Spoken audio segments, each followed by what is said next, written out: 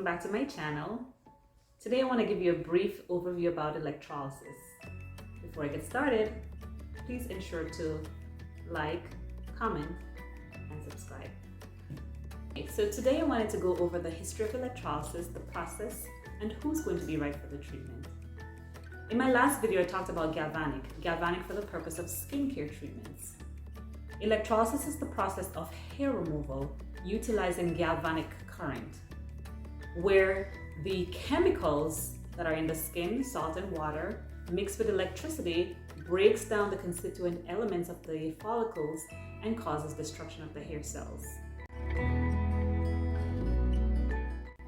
Galvanic modality has been utilized since 1875, where Charles Michel, an inventor, actually is an ophthalmologist, so he tried to solve the problem of ingrown eyelashes, where he inserted a tiny little filament, resembling a little needle if you may, and he inserted it inside of the eyelash, the follicle opening, and applied electricity. At that time he used battery operated with the electrical current, causing that chemical breakdown, which we call sodium hydroxide, or we also call it NaOH or lye. The process involves placing the needle inside of the follicle, waiting for some time process for the chemical to be formed, and then once the chemical is formed, then this chemical is what actually breaks down the hair. It separates it from the source of the growth, which is the blood supply. Who is right for the treatment?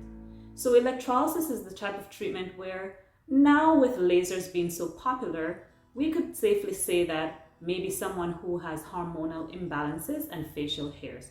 So most times it will be a female. The process can also be done on very fine hairs or white. So because the lasers can actually target hairs that have no color, no pigment, little or no pigment in the hair does not create any energy for the laser to actually cause destruction, then therefore electrolysis would be the method that is preferred. To date, 146 years later, FDA has only deemed electrolysis as the only form of permanent hair removal. And so most people that are getting electrolysis hair removal, they really need it because the lasers can't help them in this process. So there's a few contraindications when receiving the treatment, where anyone who has any blood circulatory disorders, or if they have any viral infections, they would not be able to receive the treatment, because then the process depends on the blood circulatory system to help with the healing after the trauma has been created inside of the follicle. So those people will definitely not be a candidate, but definitely the process of electrolysis is permanent. It is old school, so yes, very tedious. Some may not favor it, but definitely it's very beneficial in the times when lasers can capture the hairs for destruction. There's 3 modalities altogether. And so you can use galvanic, which is a lot more slower than new school electrolysis, which is thermolysis using alternating current, as opposed to galvanic that used direct current. And then there's blend. So a lot of technicians like to combine both the direct current and the alternating current, because that's what the blend is, together, to make it faster and a little bit more effective. However, electrolysis, like I said, most people are opting now today to do from the face up, while laser is definitely from the body down.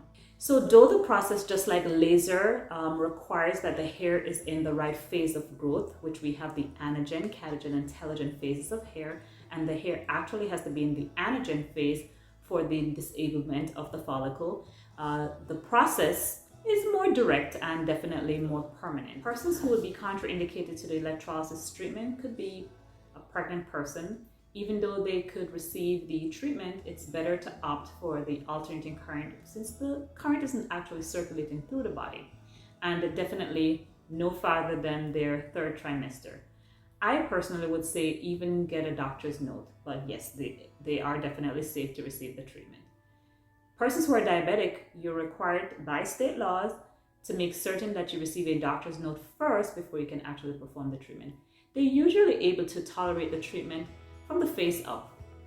The lower extremities and anywhere that there's poor circulation, is definitely a chance for or risk of infections for you. Because once you place the probe, which is what we call it instead of saying a needle, since some people are uncomfortable with the word needle, and it's very tiny filament.